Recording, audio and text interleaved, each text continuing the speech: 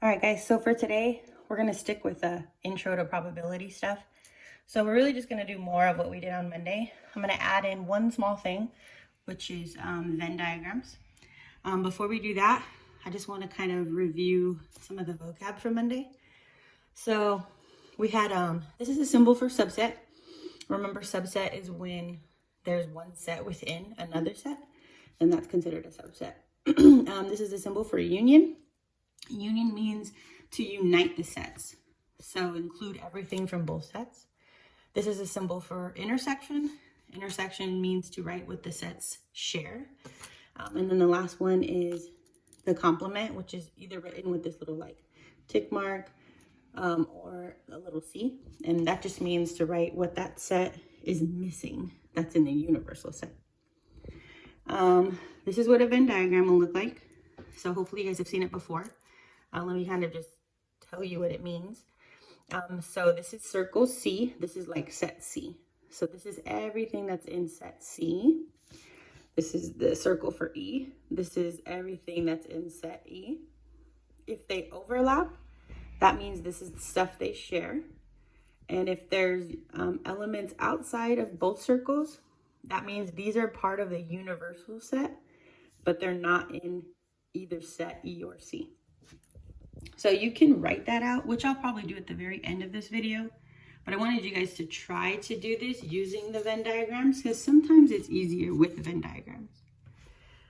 So like the first question says, what's E complement? So E is this circle right here, but if they're asking for E complement, they're asking for everything outside of circle E. So if you just got like a paper and you just covered it up, this is all part of circle E. So the complement would be all that stuff, all the stuff outside of circle E. So I'm still gonna try to write it from the lowest number to the biggest number. So I see a 15, 20, 30, 55, and 90.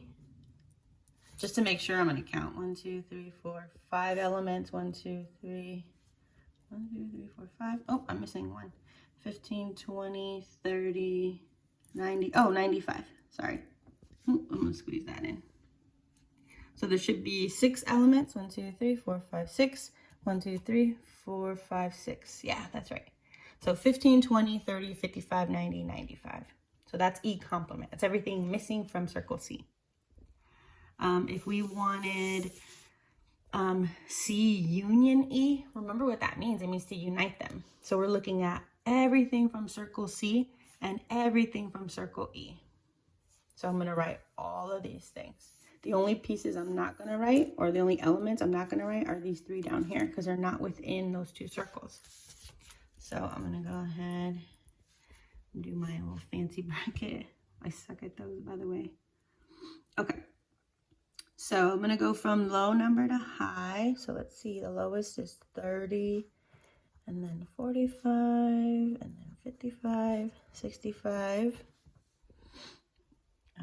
Let's see, 75, 80, 85, 90.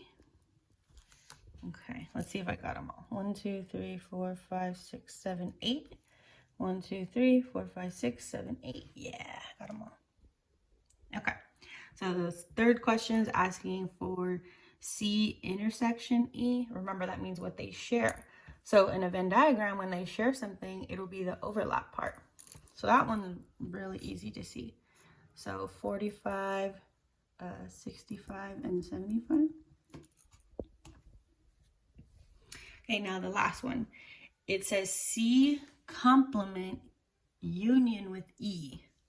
So remember what complement is, right? So C would be this circle right here. But if I'm doing C complement, then I'm really doing what's missing from circle C. So now I'm doing that. And I'm going to unite that with the union of E. So since it's union, I have to include everything from set E also. So that means I got to back this up just a little bit because those elements are also part of set E. So then that would be the answer for this one. So I'm going to go ahead and still write them from low.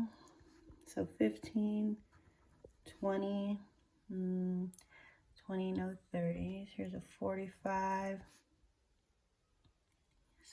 65, 75, 80, 85, 95. So let's see how many that is. That's 1, 2, 3, 4, 5, 6, 7, 8. 1, 2, 3, 4, 5, 6, 7, 8. That's perfect. So you can do them like that, really using the Venn diagram. If you don't feel comfortable with the Venn diagram, I mean, you can always just write everything out and it'll look just like Monday's work. So for example, like set C. So set C, let me put it on right here. Set C is everything in circle C. So start from low to high. So we got 30, 45, 55, 30, 45, 55, 65, 75, and 90. And then you can write out set E. Set E would be everything in circle E.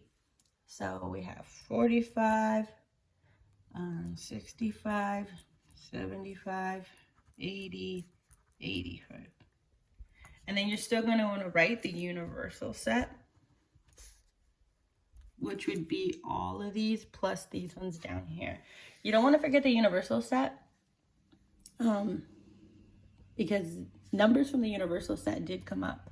So I feel like if you forget to write them, you're going to forget to write them when you do union and intersection and stuff. So universal set would be the whole thing at all these numbers. So let's go from low. So, oh, just kidding. 20 would go first. So 20, oh my God, just kidding. 15 will go first, then 20, then 30. Yeah, let me rewrite this. I suck. It's too small. Okay, universal set. So 15, 20, 30, 45, 55, 65, 75, 80, 85. I'm going to bring it down. And I see a 90 and a 95. Okay, let me make sure I have them all. So 1, 2, 3, 4, 5, 6, 7, 8, 9, 10, 11 elements. 3, 6, 7, 8, 9, 10, 11. Yep. So you can write them out like this, and then it'll look like the work we did on Monday. So then you can tell me what's E complement. So you would look at E, and then you would look at the universal set, and you would write everything that's missing. So sometimes that's hard. I feel like that can be more challenging. So sometimes that's why it's good to actually use the Venn diagram and use a picture. But if you ever get stuck, just know that you can do it this way. You can write them all out, and then it'll look more like what we did on Monday. And that's it. So you're going to be doing more stuff like Monday, and then I'm going to add in a Venn diagram problem.